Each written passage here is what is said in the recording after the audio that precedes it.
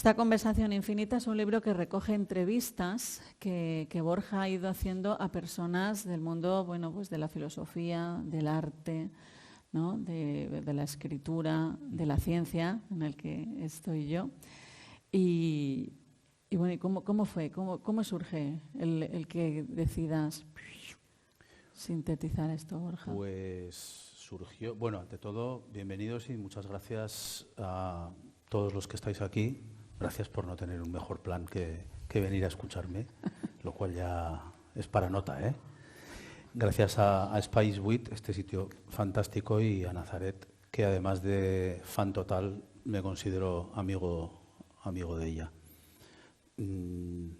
¿Cómo surgió y por qué? Pues creo que, como decía la canción, como surgen las cosas que no tienen mucho sentido, ¿no? Estaba tomándome un vino en una terraza al lado de mi casa y pensé que probablemente habría como 25 o 30 conversaciones, que yo prefiero llamarlas así, de ahí el título, que entrevistas, que a lo mejor había 25 o 30 conversaciones que reunidas, en lugar de estar buscándolas, picoteándolas por ahí en internet, que reunidas en un volumen, en un libro, a lo mejor ese libro yo me lo compraría. Puede sonar presuntuoso, pero ese fue el único criterio. Ese fue el porqué del libro. Y el criterio de los personajes fue básicamente gente que yo considero que tienen dentro de la cabeza ideas, tienen o tenían, por desgracia, porque hay 7, 8 que ya no están con nosotros, ideas poderosas en la cabeza y a la vez una capacidad de expresarlas de una forma también poderosa. Estas dos cosas no suelen coincidir muchas veces. Hay gente enormemente brillante a nivel conceptual, a nivel intelectual, que luego, por lo que sea, no te seducen o no saben, y también al revés. Hay mucho gran orador hueco, que es lo que yo llamo impostor. Por desgracia esto abunda, en nuestra flora y fauna esto abunda bastante. Esto abunda, ¿no? O sea, sí. Tú a lo largo de tantas conversaciones que has tenido, ¿no? Habrás pensado cantidad de veces, bueno, aquí esto me está aburriendo de una forma, Pero tal, y otras veces que has dicho, qué maravilla, ¿no? Esto de aburrirme y de escuchar cosas que te entran por aquí, te salen por aquí, me ha pasado mucho y me sigue pasando, por ejemplo, en las redacciones de los periódicos. Yo soy muy crítico, se lo contaba a Nazaret cuando veníamos dando un paseo, con cómo, por eso me parece que tenía mucho sentido tu introducción, con cómo lo hemos estado haciendo y con cómo lo estamos haciendo, ¿no?, en el mundo del periodismo. Yo creo que el mundo del periodismo no está bien encaminado. Yo creo que el mundo del periodismo debería cumplir, pues yo diría una triple función casi. Puede ser doble, pero yo casi diría triple, que es informar, que es formar y que es entretener. Son perfectamente compatibles. Informar con solvencia, formar con vocación de formar. No solo a formar a los jóvenes, sino formar al lector, formarle una opinión, pero con datos y rigor. Y entretener, ¿por qué no? El periodismo no puede ser aburrido. Si es aburrido, la gente se va y ya no la vas a formar. Se va a formar su opinión en otros sitios. Entonces, creo que no estamos cumpliendo bien con esto. Y por eso, esas conversaciones que muchas veces se oyen y ese ruido que hay en las redacciones de los medios, y más ahora que con toda la revolución digital y demás, que es una maravilla en algunos aspectos y en otros es el terror, porque nos hemos convertido a veces en fábricas de embutido, ni siquiera de sobrasada buena, sino de embutido del malo. Y sin embargo, a ninguno de los 28 personajes que están ahí dentro les he escuchado decir ni una tontería. ¿Por qué será? Bueno, eso me honra. ¿Por qué será? No, porque, bueno, yo creo que a mí muchas veces más que interesante la respuesta, lo que me parece es la pregunta, ¿no? Entonces, es verdad que en tu libro a mí me gusta mucho, y las dos veces, ¿no?, que he conversado contigo en esta conversación o entrevista, la forma que tú tienes de preguntar también ya, ¿no?, pues allana ese paso. Bueno, yo ahí, y aprovecho para decir, este libro es como 3 libros, ¿no? Primero fue el libro cuando se me ocurrió hacerlo, y lo hice, y de forma surrealista y absurda, la gente de Siruela, que ha hecho una edición preciosa, me dijo que sí. El segundo libro es cuando le pedí a mi querido Nuccio Ordine, que en paz descanse, si me quería hacer un prólogo, y me lo hizo. Y el tercer libro es cuando fallece Nuccio Ordine, y ya es otro libro, por desgracia, ¿no? Entonces, bueno, son esos tres libros. Y en el prólogo, Nuccio Ordine, que era, bajo mi punto de vista, un sabio en la acepción más ancha de la palabra, más amplia, un sabio por cúmulo de conocimientos y por, una vez más, capacidad de expresarlo, ¿no? Y además con una vocación de Pepito Grillo, de tocar las narices a la gente que hace falta tocárselas, incluido al propio claustro de profesores de una universidad en Madrid cuando le dieron el honoris causa, que hizo un discurso con todos allí, con los birretes y eso, un discurso diciendo: sois todos un desastre, el primero yo, y no sabía en dónde meterse, ¿no? Bueno, pues ese era Nuccio Ordine. En cambio, en el prólogo, que me emocionó cuando lo leí, hay cosas en las que estoy en desacuerdo, y también estoy un poco en desacuerdo en lo que decías tú, y por esto lo he hilado. Este libro no es un libro mío. Este es un libro de estos 28 personajes. Bastante he hecho yo, o lo único que he intentado es no hacer demasiado el ridículo a la hora de ponerme delante de ellos y de ellas, y de ordenar ese material y de que todo parezca que tiene un sentido. Pero es un libro vuestro, iba a decir de ellos, un libro vuestro. Al decir vuestro, ya que está Nazaret, aprovecho para contar una cosa que los que no hayáis leído el libro, está en el libro, pero supongo que la mayoría todavía no habréis tenido ocasión, no sé. En el caso de la entrevista de Nazaret, que cierra el libro, y no es casualidad, porque fue una entrevista, una conversación que me resultó iba a decir alucinante, pero casi alucinógena. No me había tomado nada, de verdad, ¿eh? Pero quizás salió bien porque hubo que hacer 2 veces la conversación. Me explico. Debido a la pericia técnica del entrevistador, la conversación se borró. Cosas que pasan. Solo me había pasado una vez en la vida, y había sido con uno de los personajes más, iba a decir odiosos, no, por favor, interesantes y a la vez antipáticos que yo he conocido nunca, que era el comandante Cousteau. Bueno, pues esa fue la primera vez que se me borró, y la siguiente fuiste tú. Me dijiste, sí. Tuve que llamar a Nazaret y decirle: ha pasado esto, volvimos a quedar y volvimos a hacer la conversación. Pero que salió completamente diferente. Bueno, aparte que yo no me acordaba ni de lo que habíamos dicho en la Salió primera. diferente, pero como había un rodaje previo, yo creo que Sí. ayudó mucho. Hacía Pero bueno, falta que se borrase. a lo que quiero llegar es a que, efectivamente, yo no estoy de acuerdo con eso de que la forma de preguntar se crea un autorretrato del autor. Yo no he intentado hacer un autorretrato, Dios me libre, un autorretrato mío, sino que es poner ahí cosas que de verdad, primero, son ricas intelectualmente, y segundo, muchísimas de ellas yo creo que de verdad son de aplicación muy práctica, pero muy práctica en una conversación de bar con tu amigo, o con tu mujer, o con tu pareja, o con tu marido, o con tu hijo. Muchas de esas frases que se dicen son que te vas luego y dices: coño, ostras, es que... O sea, es gente que tiene una capacidad de hacerte decir, claro, lo que yo decía, aunque no lo habías dicho nunca.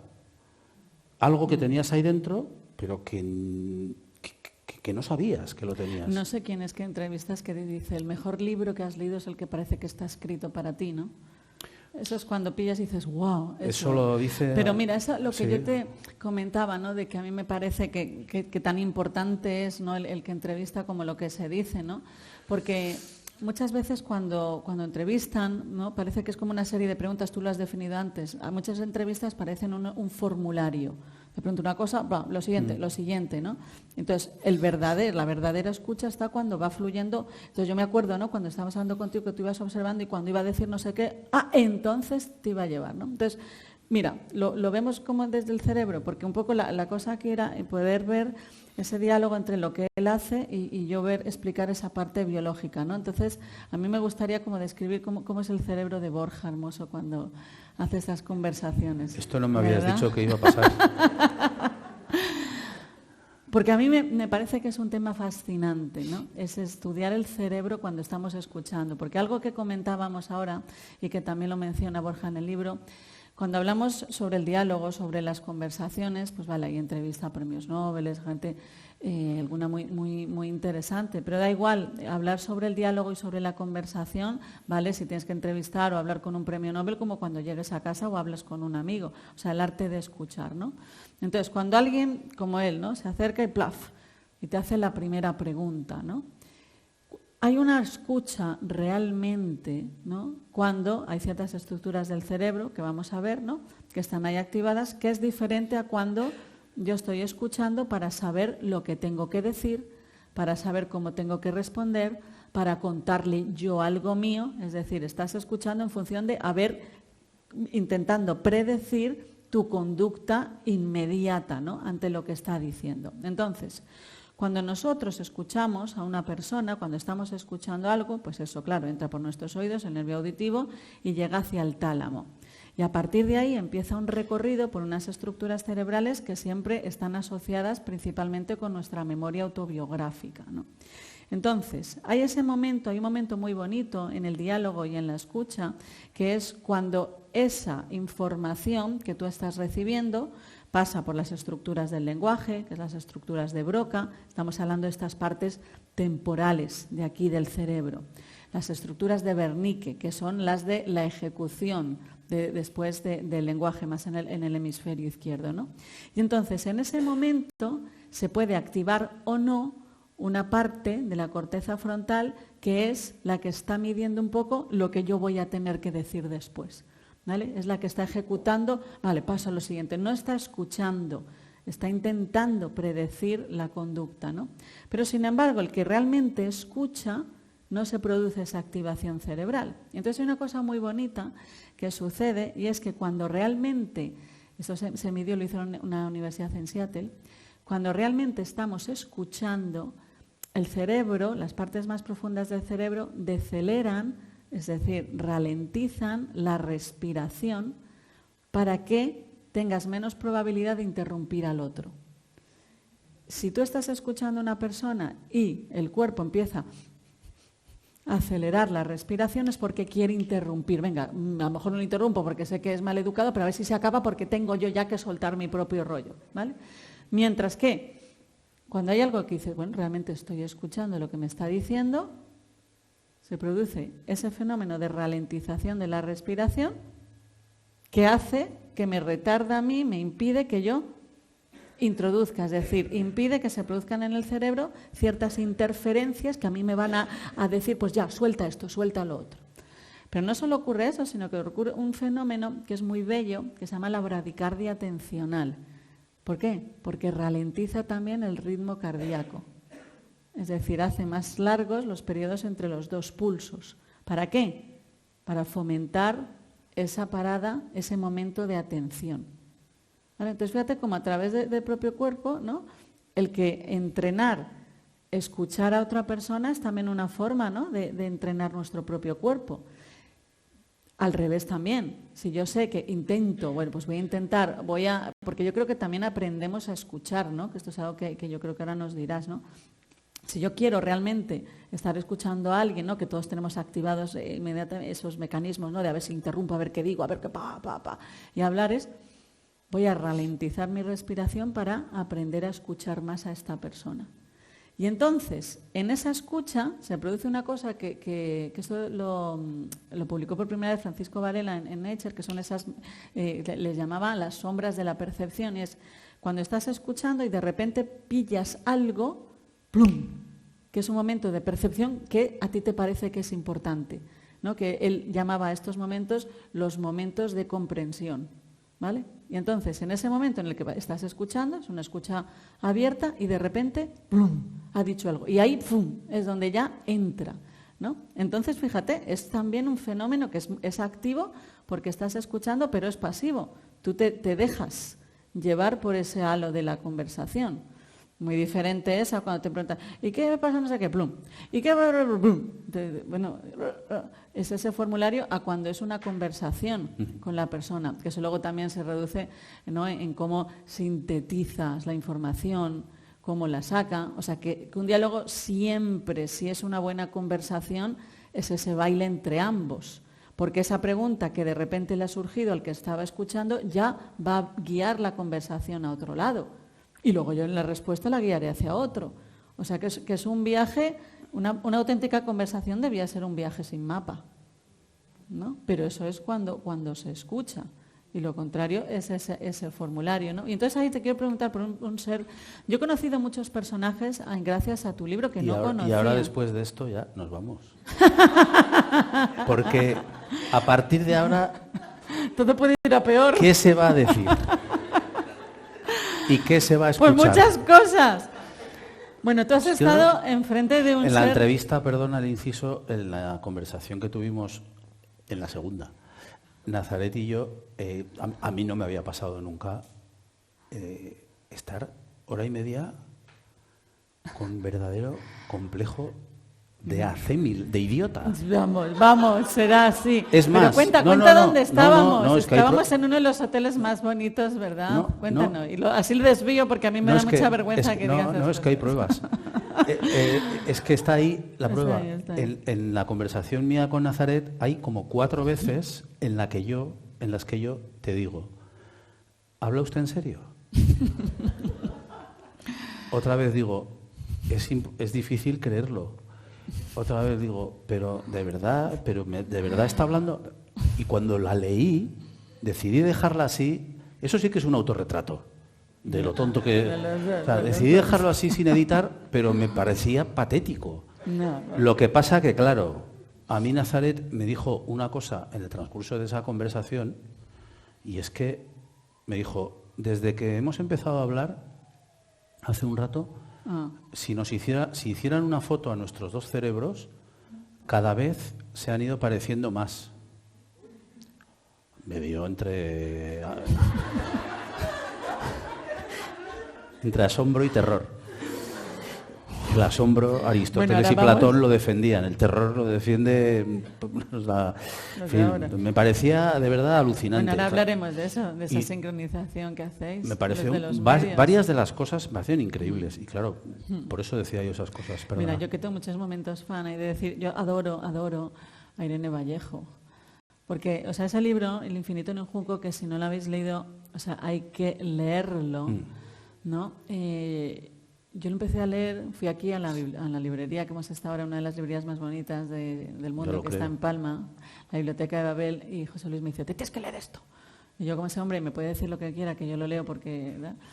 Y entonces empecé a leer y yo adoro a esa mujer, cómo alguien ha podido escribir tanta belleza con tanta erudición, ¿no? Y entonces, pues eso, tuve mi momento fan cuando me escribe Irene Vallejo por Instagram, dice, te he conocido por el libro de Borja Hermoso, tal, me encanta. Bueno, entonces, otro momento fan. Tú has entrevistado, has conversado con uno de los que yo creo, o al menos esto para mí es uno de los últimos sabios que hemos tenido, que es George Steiner, ¿verdad? Sí. Él es filósofo, es escritor, es políglota, no sé cuántos idiomas habla, y me gusta mucho, ¿no? Porque él, como es trilingüe, no sé cuántos idiomas habla, ¿no? Pero dice, yo me defino como extraterritorial. Me encanta alguien, ¿no? Y tiene unas frases ahí, unas cosas de una belleza en esa entrevista, ¿no? Pero en esa entrevista hay una cosa que es muy necesaria, ¿no? Que es una crítica que hace al mundo de la educación. Y dentro de ello dice, detesto la educación porque fomenta el tenerlo todo claro, ¿no? Y esto me encanta, porque yo creo que muchas veces, ¿no? Desde los medios, desde las personas a lo mejor que hablan o hablamos hacia muchas personas como esto es así, esto es así, esto es así, esto es así, esto es así, ¿no? Y entonces él habla y habla mucho de esa responsabilidad, ¿no? Esto que has dicho tú del informar, formar y entretener, ¿no? De esa, cuando nosotros pues leemos una entrevista en un periódico, cuando leemos las noticias, cuando ponemos la tele, ¿no? Pues toda esa información que nos llega no es solo información, sino nos está formando, ¿no? Esto se ha medido, ¿no? Que cuando una persona lee una noticia o ve algo, esa información, que vale, yo luego ya me olvido, realmente me olvido de forma consciente, pero se ha visto que se queda trabajando en el cerebro hasta más de 2 horas después, ¿no? O sea, la responsabilidad de, como decíamos antes, de lo que tenéis, ¿no? Y entonces, en esa conversación donde tú te enamoras y se ve ahí en el libro de Steiner, ¿no? ¿Qué fue, no, cuando estabais hablando, cuando te dice, no, esto de esa responsabilidad que os recuerda, ¿no?, que tenéis? Además que fue una entrevista que hicisteis poco antes de que él ya muera. Sí, hacía mucho, bueno, él tenía, con buen criterio, aversión a las entrevistas. No daba, prácticamente. Yo lo había escuchado en una conferencia en Oviedo cuando le concedieron el Premio Príncipe de Asturias y me quedé maravillado, ¿no? Y luego le había leído varios de los libros y, bueno, decidí ir a intentar visitarlo y hablar con él, y me di cuenta en un momento dado que era imposible. Había tirado la toalla prácticamente. Llevaba 3 meses intentándolo, 3 meses y medio, hasta que alguien, un día, un traductor, me dijo: envíale una carta. Dice, te va a decir que no, yo creo, pero si hay alguna posibilidad, tal. Bueno. Y le digo, ¿una carta? Y me dice, sí, aquellas cosas arqueológicas que había de un papel y un boli, verdad, claro, porque a él le va a gustar. Y entonces él escribió una carta, todo lo educado y que pude, y se la envié y tal, que tenía su dirección, que la había conseguido, y se la envié. Y nada, lo dejé. Y a las 2 semanas fui por la redacción y fui al cajetín donde te guardan el correo, los paquetes y tal, y de repente veo una carta con el sello, con el careto de la reina de Inglaterra. Y dije, ay. Y entonces abro la carta, o sea, y miré detrás y ponía George Steiner. ¡Qué fuerte! Y dije, joder, qué clase, ¿eh? O sea, para decir que no, me manda una carta, otra carta, ¿no? Y entonces abrí la carta y ponía 87 años ya y una salud bastante deteriorada, pero será para mí un honor que me visite en mi casa en Cambridge. Y entonces ahí empezó un proceso que suele ser el de todas las entrevistas, conversaciones, que me ocurre, que es un picor en las piernas que empieza por abajo y va subiendo y afecta al estómago, y que me vuelvo insoportable con mi familia, con mis amigos y en general, porque a cada entrevista que voy en unos niveles de tensión que no son normales, ¿no? Y que se acaban cuando doy a la grabadora, menos en tu caso, que no se grabó. No le dio. Ahí se acaba la tensión. En el caso de Steiner fue mucho peor. Empecé con el picor de piernas cuando tenía la carta, y esto siguió cuando llegué a Cambridge y me cogí un taxi en la estación y fui a la campiña inglesa donde vivía él, y me di cuenta, llovía, estaba ahí con mi paraguas y estaba delante de su casa, y me di cuenta de que no me atrevía a tocar el timbre. No me atrevía. Os prometo que no he tenido nunca problemas de, pues esto, no sé cómo se llama científicamente. Miedo escénico. El miedo escénico, o que sales de casa, agorafobias, o que sales de casa y crees que tienes que volver a casa. No me había pasado nunca. Y di 4 vueltas a la casa, lloviendo. Y a la quinta dije, Borja, ¿te vas a volver a Madrid con el rabo entre las piernas? O sea, y sin hacer la entrevista con Steiner. Y entonces toqué el timbre y a partir de ahí todo fue maravilloso. Cuando digo maravilloso no es como periodista ni nada. Yo creo que sí me gustaría decirlo, y creo que es de verdad. No es un libro hecho por el periodista, yo creo que es un libro hecho por la persona. Esto puede sonar cursi, lo sé. Pero creo que sobre todo es por la persona. En el caso de Steiner esto llegó al paroxismo, porque fue una conversación de 2 horas y media delante de su biblioteca con un señor que es un sabio, no solo por el cúmulo de cosas que sabía, que yo sabía que sabía, porque le había leído, pero que me demostró que sabía en el transcurso de la conversación, y también por su generosidad y capacidad de descender, una cosa que yo llamo como el multinivel, ¿no? que era descender a mi nivel, a mi patético nivel, de forma que yo le entendiera, yo y los lectores hipotéticos entendieran todo. Si George Steiner llega a querer hablarme a mí de Parménides, de la ontología del mal y de la razón práctica y tal, yo con mis 4 rudimentos de filosofía hubiese entendido pues, un 8%. Cada frase que decía era un titular, no un titular periodístico. Son entrevistas que se hacen, aunque las hace la persona, yo necesito, la palabra es horrible, pero necesito un botín, porque se van a publicar. Y necesito un titular. A veces lo hay, a veces difícilmente. Aquí no sabías qué titular elegir. Que era una cosa, y era una bonomía y una sapiencia y una simpatía y una capacidad de ser entendido alucinante todo. Entonces, esa entrevista, yo puedo decir que fue un antes y un después un poco para mí. Hombre, un honor. No como periodista, No, como persona. sino poder haber estado.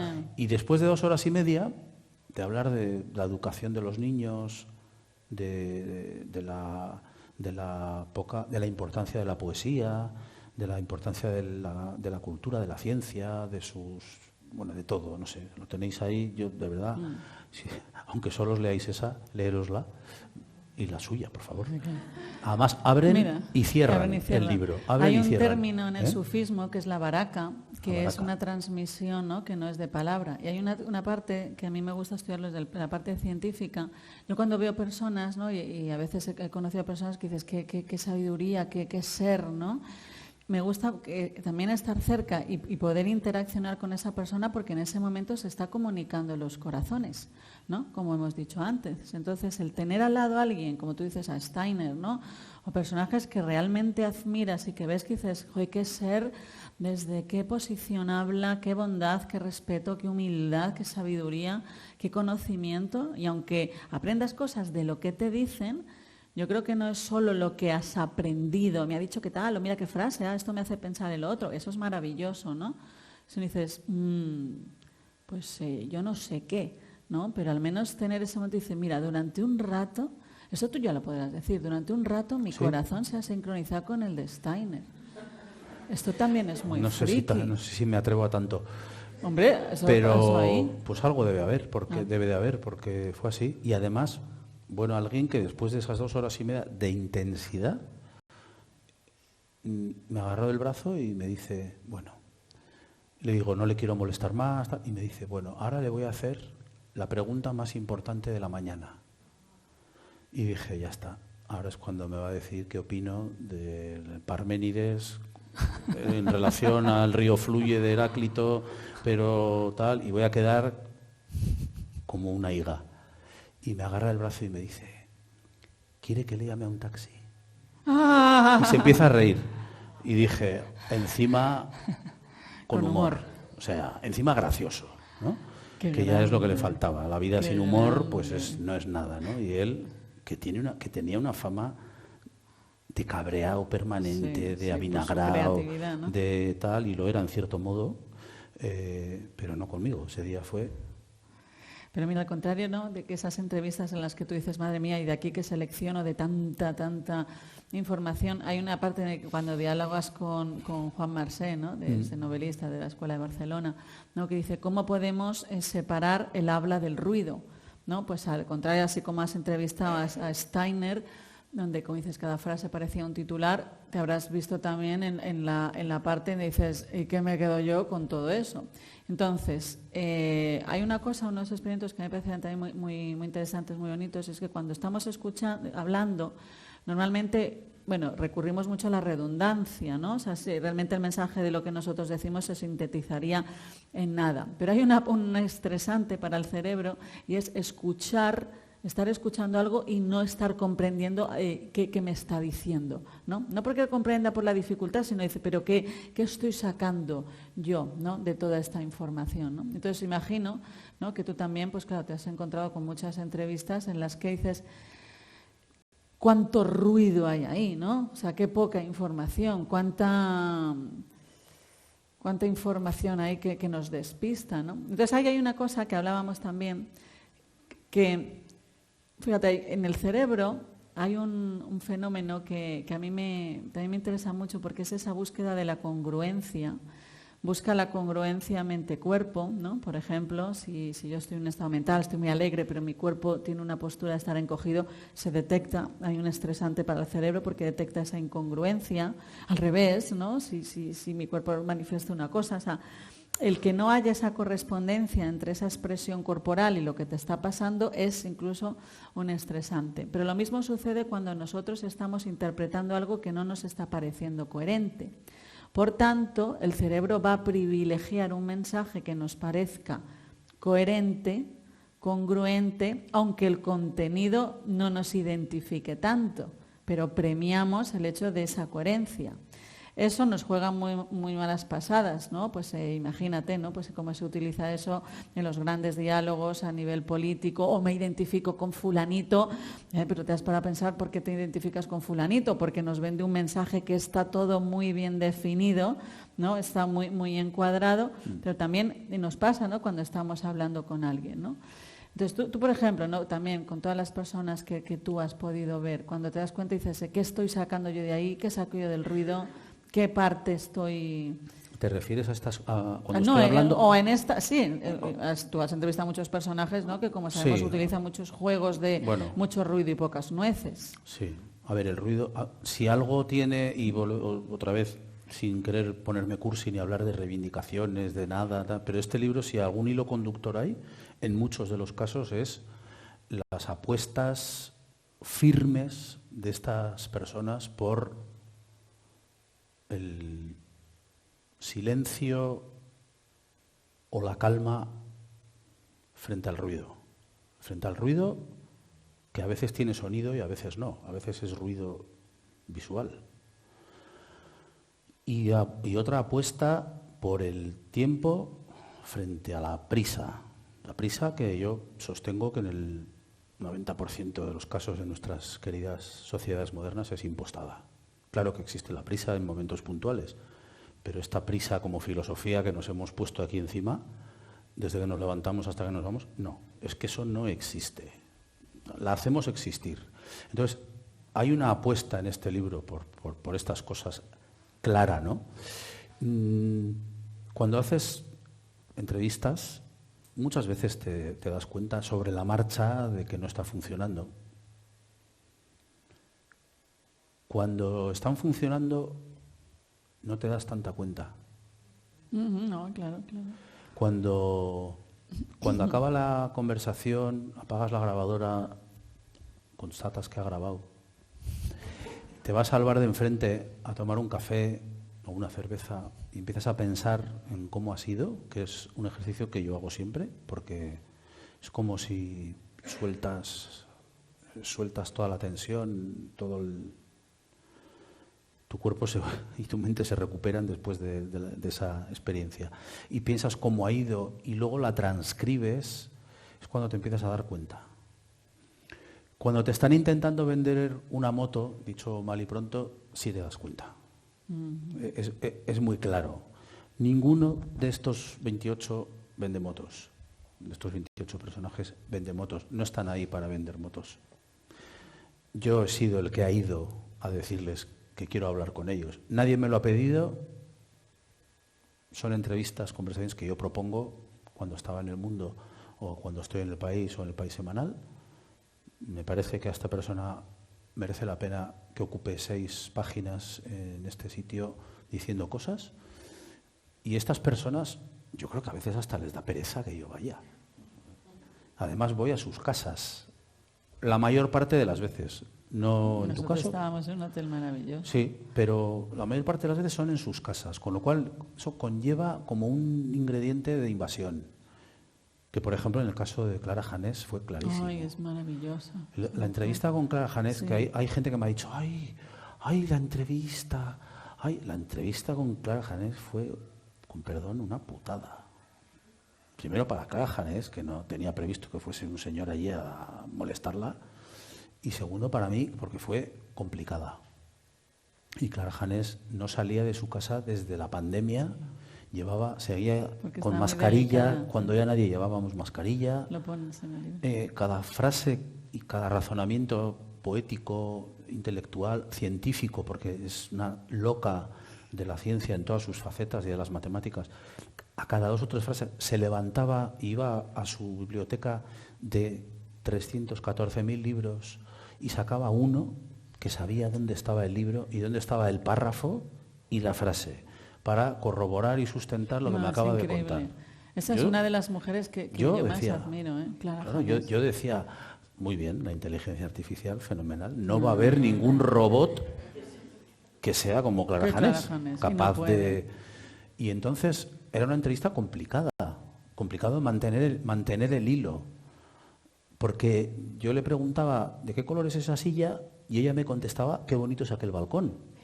Pero qué bonito es aquel balcón era interesantísimo, con lo cual yo abandonaba lo de la silla y tenía que irme por el tema del balcón, pero dejando en tu cabeza que luego quieres volver a hablar de la silla.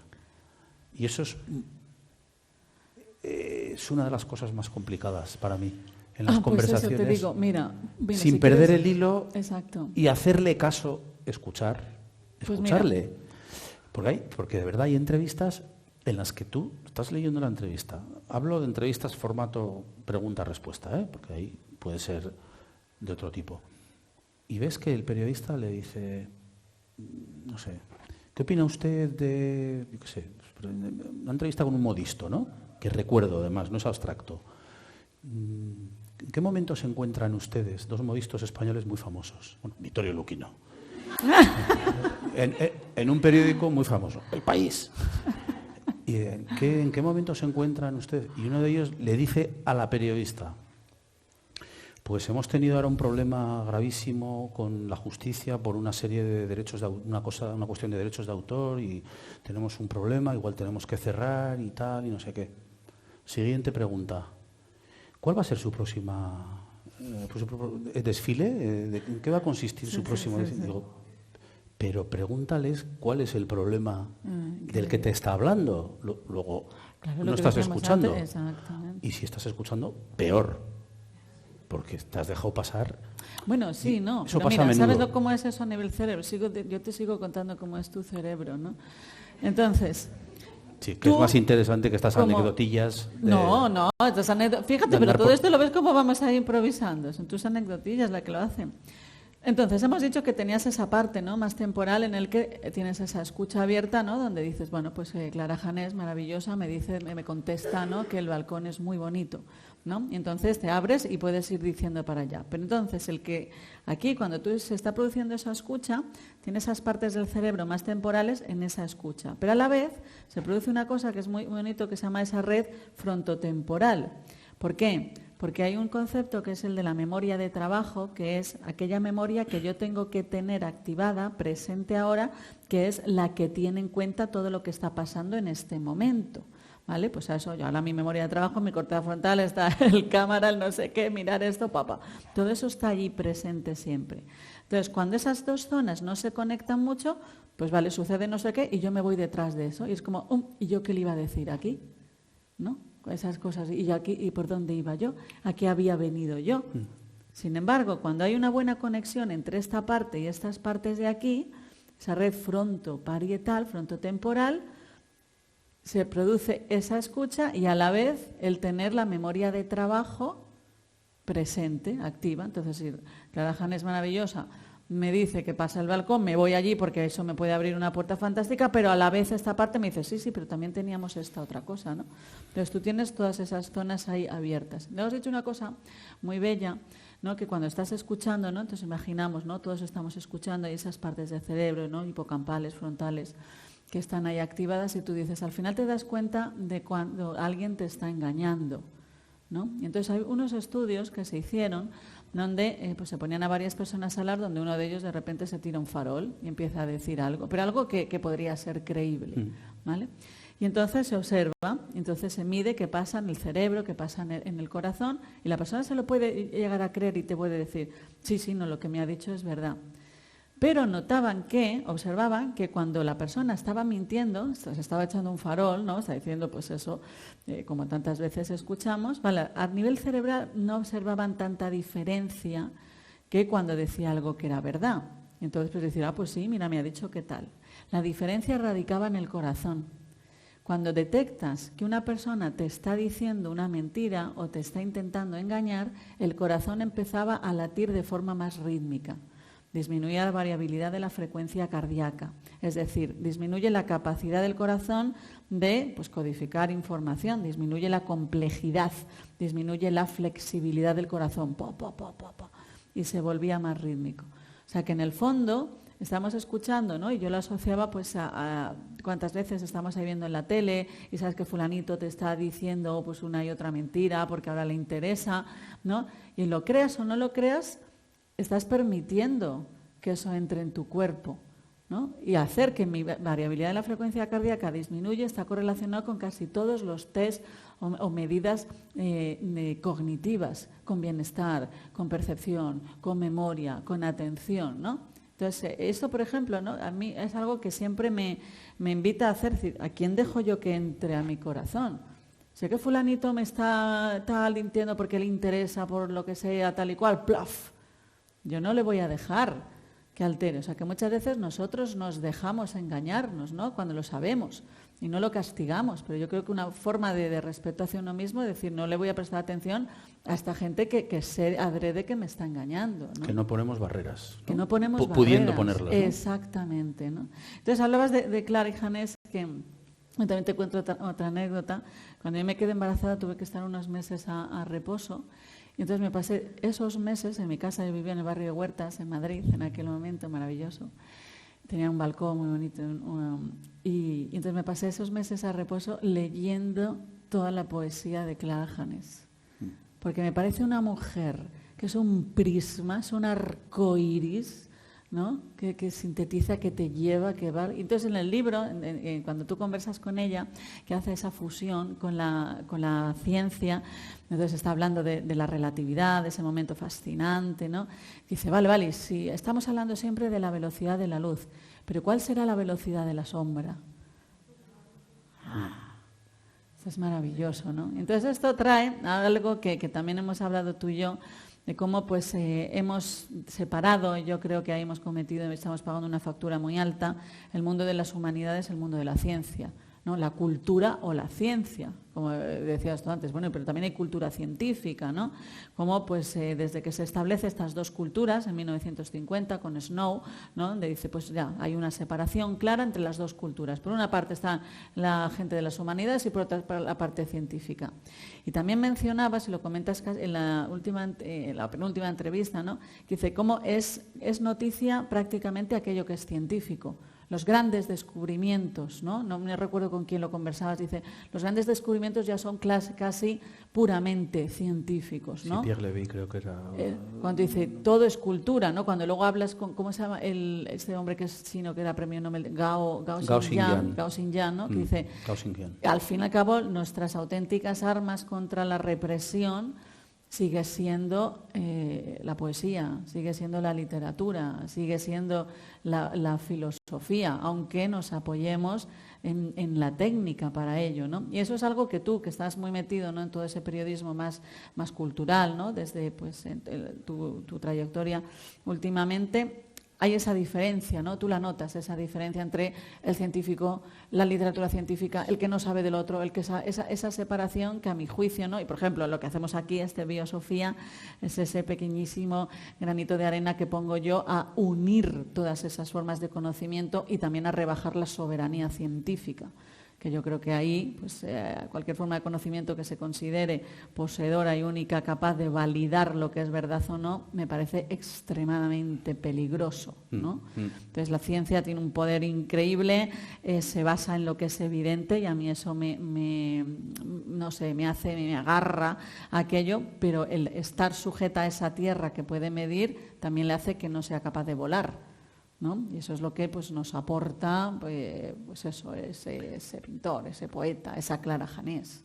Es que todo es, no sé cómo decirlo, todo es compatible.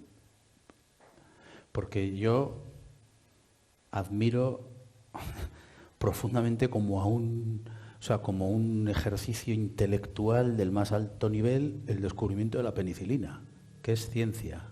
Y eso es realidad pura y dura. Y a la vez pienso que la realidad pura y dura es tan cruel y tan asquerosa muchos días que necesito otras cosas que me saquen de la realidad. Y vivir una vida paralela, llámale si quieres, que es la poesía, que es la ficción, que es el arte, y no que me evada, sino que me haga vivir otra vida. Y todo eso ocurre a la vez. Y yo tengo para mí que lo que ha ocurrido a lo largo, desde luego, de la historia reciente es que, vamos a decir, las humanidades y las disciplinas científicas no es que no se hayan, es que han mirado para otro lado y se han faltado el respeto. En la práctica ves a mucha gente, para entendernos, de letras diciendo estos cabeza cuadradas de los científicos, y ves a los científicos diciendo, bueno, estos pobres han estudiado derecho, filosofía o periodismo, no les falta razón. Porque no podían estudiar ciencias.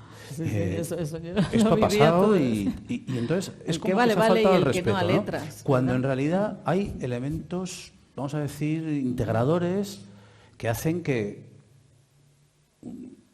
si estamos de acuerdo, como yo organicé, vamos a decir, y moderé una conversación entre Nuccio Ordine y Fabiola Gianotti, que es la directora del CERN de Ginebra, que es, digamos, el mayor laboratorio de investigación de física espacial, nuclear que hay en el mundo, en Ginebra, ¿no? Y ellos, el hilo conductor era esto, ¿no? La cultura científica o la ciencia cultural, o llámale como quieras, que todo es lo mismo. Si estás de acuerdo, como estaban ellos, en que lo que importa es el camino, y no solo la meta, el largo plazo y no solo el corto plazo. Si hay una investigación científica costeada por una entidad privada, el corto plazo importa. Yo lo entiendo, no soy tonto ni ingenuo. Quieren resultados a corto plazo y tal, pero lo que se conoce como ciencia básica o fundamental, que es la que costean y deberían costear todos los gobiernos. Esto no lo costea la empresa privada muchas veces, sino que los políticos deberían meterse en la idea de que costear el largo plazo sin resultados tangibles cada cuarto de hora es esencial. Si esto no lo entienden, yo creo que vamos muy mal. Esto no lo digo yo, sino que lo decía Fabiola Gianotti. Tiene 1.000 millones de euros de presupuesto anuales, cuando un portaaviones del ejército estadounidense cuesta 13.000 millones, por poner un... Sí. Entonces, si estamos de acuerdo en eso, una obra de arte es igual que una investigación científica. Un artista no concibe, piensa... Miguel Ángel Buonarroti, cuando concebía, pensaba, moldeaba y presentaba una, voy a llamarlo escultura, pero en realidad eran, no sé, no tengo la palabra, o un investigador que está todos los días en su laboratorio, dale que te pego, sin saber si mañana va a haber algo, porque va a dar 2 pasos adelante y 3 para atrás, y va a incurrir en el error, que esa es otra, la mala prensa del error. ¿Dónde está el problema? O sea, ¿por qué se han dado la espalda así, la cultura y la ciencia? Es un artificio puro y duro, y la demostración probablemente es esto, ¿no? Uh-huh. Por cierto, biosofía me parece una palabra fantástica, muy bella, ¿eh? A mí me encanta. muy bonita. ¿Sabes cómo surge? Bueno, te conté antes. Pues yo siempre he querido, a mí es que me inspiró mucho cuando estaba en la carrera, estudiar los libros, las conferencias que dio Redinger en el College de Dublín, ¿no? Sobre ciencia y humanismo, ¿no? Donde él establece más bien, que toda ciencia, así como toda forma de conocimiento, tiene que seguir siempre esa máxima de Delfos de conócete a ti mismo. Si una ciencia no es capaz de aportar nada al ser humano, pues es una ciencia que se convertirá en técnica, en desarrollo o en industria, ¿no? Entonces yo siempre he intentado buscar, tanto en la física como ahora en la neurociencia, formas de intentar comprender un poco más, ¿no? el cómo somos y de ayudarme a mí, ¿no? Entonces siempre he estado pues eso, entre ese mundo. Me encanta la poesía, siempre soy una admiradora de la literatura, sobre todo la española, me encanta la filosofía, pero claro, yo estoy en el mundo muy científico, ¿no? Entonces yo siempre estaba como, ¿en dónde estoy? ¿Y dónde estoy? ¿Y dónde estoy? Siempre mi problema de dónde me ubico, dónde me clasifico. Y un día paseando por Praga, vi un bar que se llamaba Biosofía. Y dije, esa es la palabra. Entonces, a partir de ahí, esto ya fue como hace, 15 años, me ha acompañado siempre en lo que yo quería hacer, biosofía, sacar sabiduría de la biología, ¿no? La ciencia, la física, fíjate, ¿no? Se ha explorado mucho las interpretaciones filosóficas de la física cuántica, pero hay muy poco sobre las interpretaciones filosóficas de la biología, de la medicina, pero la biología, cuando estudias la biología, estudias un sistema como es el cerebro de interacción de neuronas, ahí hay una sabiduría que es espectacular, ¿no? Entonces tenemos que sacar un poco esa información, tenemos que recuperar. Entonces, biosofía, y todo eso en estos encuentros, estas interacciones, intentar que cada vez en el mundo científico no sea tan extraño que pues se complemente un estudio científico con una poesía. Porque hay veces que yo leo, oye, con Clara Janés eso me ha pasado mucho, pero con diferentes poetas, ¿no? Ahora que con una amiga que que ella me pasa, ¿no?, información de poemas de Sor Juana de la Cruz, ¿no? Pues dice, ¡wow! Uno sobre el sueño, ¿no? Pues lees un artículo, pues dice esto, entiendo esto, este mecanismo, esto, lo otro, lo comprendo porque es más fácil, y de repente, ¡pah! Ahí me dice, ¿no?, 4 cosas que de repente, ¡plaf!, lo complementa, lo entiende, son todas esas miradas, ¿no? Entonces yo intento que en el mundo científico no sea extraño o extravagante que se pueda mencionar un poema dentro de una conferencia, ¿no? Porque yo creo que desde ahí es desde donde podemos crecer. Y en eso hay una cosa que tú mencionas, esa entrevista de mi admirada Irene Vallejo, ¿no?, donde pues habla un poco de esta parte de cómo podemos difundir también ese conocimiento, pero también a todas las generaciones y adaptarnos al momento en el que vivimos. Y entonces habla de otro papel que también pues vosotros habéis tenido que adaptaros, que es en las redes sociales, ¿no? Las redes sociales que se endemonizan tremendamente, pero que están ahí. Y yo comparto con Irene Vallejo lo que ella dice. Las redes sociales serán lo que decidamos hacer con ellas. Ella cuida mucho su Instagram. Ella pone información, siempre te pone, pues está no sé dónde, se ha ido al museo de no sé qué y te pone una foto de tal, o estoy leyendo no sé qué y te lo comenta. O sea, aprendes mucho siguiéndola, lo hace con mucha educación. Yo intento que la información que yo ponga siempre sea rigurosa, que informe, que cuenta, que pase, vale, me lo paso muy bien, hago cosas, pero también, y los medios, ¿no?, en los que vosotros estáis, dentro de la nueva tecnología, sí, la abandonamos a esa deriva, acabará siendo ese monstruo que pronosticamos, pero estamos a tiempo de todavía pues hacer una divulgación en esos medios que además llegan a la gente joven, donde aportemos, estudiar y leer te va a aportar una cantidad de cosas tremendas. Vas a ser, porque si no parece, ¿no?, que queda como, pues eso, un sector, ¿no?, de los aburridos, otra cosa, ¿no? Ese mundo no es mío, o yo no me siento ahí. Pues puedes irte de juerga y todo eso puede convivir con que luego estudies, con que luego leas, con que reflexiones sobre otro, ¿no? Se me está ocurriendo de todas formas que lo que dan de sí los bares, ¿eh? A mí se me ocurre ¿Bares un libro qué lugares tan gratos para conversar? Sí, decía la canción. A mí se me ocurre un libro en un bar, tú encuentras la palabra biosofía en otro, no sé, va a haber que ir más. Siempre lo he creído, siempre. Esto era muy Quevedo, ¿no? De decir, ahí en Sí. mitad de la Moñiga decía, hay tanto... Total. Y también me he acordado, al hilo de lo que decías antes, de que, por ejemplo, uno de los grandes clásicos de la poesía norteamericana y de la poesía, de la historia de la poesía, que es Walt Whitman, en Hojas de Hierba. O sea, Walt Whitman tiene unos conocimientos de botánica absolutamente, que son alucinantes. Absolutamente. Un señor que era poeta. Absolutamente. Bueno, pues no hace falta mucho más, ¿no? Tantos otros. El tema de Clara Janés, por acabar con Clara Janés, quizá tiendo a pensar que al final que toda la entrevista, toda la visita a casa de Clara Janés, el 80% de la conversación casi era un relleno para llegar a donde yo quería de verdad, que era a su historia de admiración, yo creo que amor, por otro poeta, que era Vladimir Holland, poeta checo. Por el que aprendió checo. Por el que aprendió checo para poder ir a verle. A ver quién O sea, no es un ejercicio habitual, ¿no? O sea, antes mandabas a la persona que te gustaba, le mandabas flores o un mensaje a través de una amiga. Esta señora aprendió checo, no francés ni inglés, checo, para poder ir a su casa de Praga, de donde él no salía, y después de estar un rato, él le dijo, bueno, pues me encantará volver a verla y tal. Y entonces, la primera vez no hablaba checo y la segunda ya fue hablando checo. Y yo le pregunté si era una historia no solo de poesía, sino de amor, y me dijo que sí, que era una historia de amor, ¿no? Pero bueno. Qué bella. Y no sé por qué he contado esto. Ay, mira tu memoria a corto plazo, esa ¿Ves? corteza prefrontal. No, era por... Sí. Me ibas a decir, mira, pues que íbamos a acabar. Y yo acabaría no, una cosa que mira. quería... Perdóname, Nazaret. Tu que porque la hemos... inferior. Porque la hemos hablado... Ha vuelto Si es que una conexión hipocampal. me pilla por aquí, por aquí. No hay escapatoria, no... Claro, porque tienes más armas. No vale.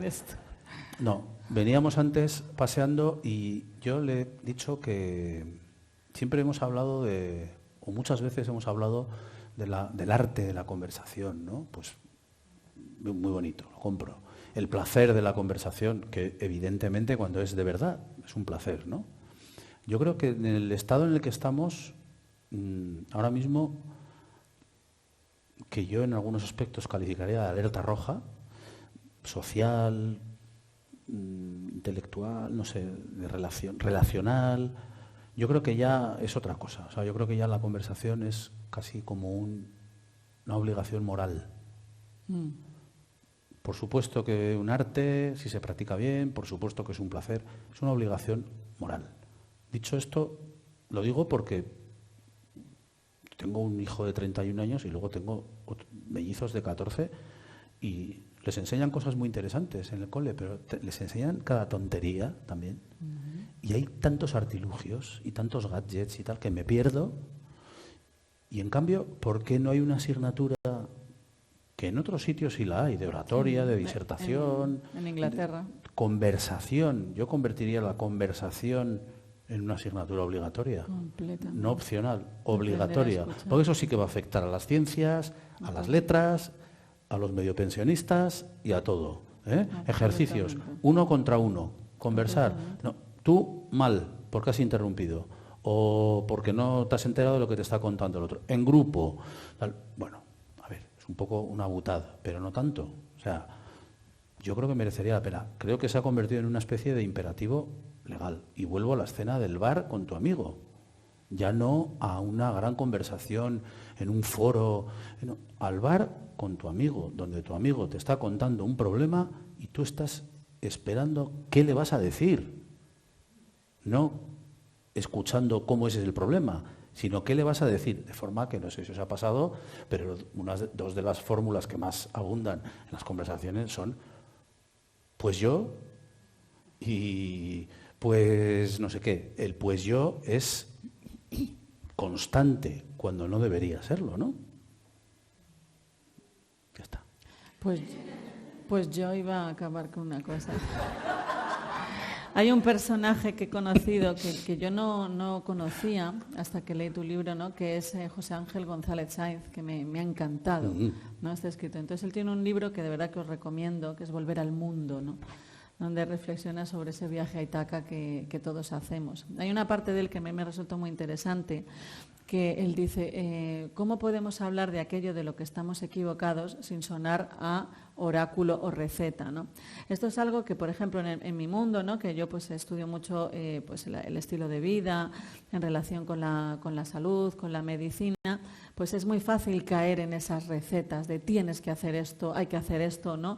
O a lo mejor pones algo o te hacen una entrevista y el titular, el otro día vi una cosa así como la meditación te alarga la vida. Yo no he dicho eso, ¿no? Entonces, él, por ejemplo, hace mucho hincapié en eso de cómo pues aquellas personas que a lo mejor desde, pues en este caso, como es el mío, del conocimiento científico, pues podemos aportar ciertas sugerencias sobre el estilo de vida, no caer, ¿no? En convertir, como dice él, la prosa en recetas, ¿no? Pero me quedaría con esa parte, ¿no? de tu libro, ¿no? Porque dice González Sáenz, ¿no? La palabra es bella, es eficaz y es peligrosa, ¿no? Y yo de estas conversaciones, esto me lo leí en junio cuando me lo mandaste, y luego pues me lo he vuelto a leer, claro, estas semanas, ¿no? He de decir, y de verdad, ¿no?, que por eso, bueno, lo he regalado muchas veces, ¿no?, y lo recomiendo porque informas, formas y entretienes, es muy ameno, lo haces, se nota que son conversaciones y no entrevistas, aunque tú digas que no, se ve como tu mano va acompañando al que entrevista, pero sobre todo, ¿no?, en ese diálogo, en ese libro, ¿no?, de Gonzalo Said, me parece una vuelta al mundo, ¿no?, porque me parece todos los temas que tocan son temas de los que uno aprende sobre sí misma y sobre nuestro mundo y nuestra vida, ¿no?, al fin y al cabo. Así que me queda pues agradecerte enormemente, de verdad, que nos hayas regalado este libro, que hayas venido a Palma, a SpyWit, que vengas muchas veces y muchísimas gracias. Muchas gracias a ti y a vosotros, sobre todo. Gracias. Muchas gracias.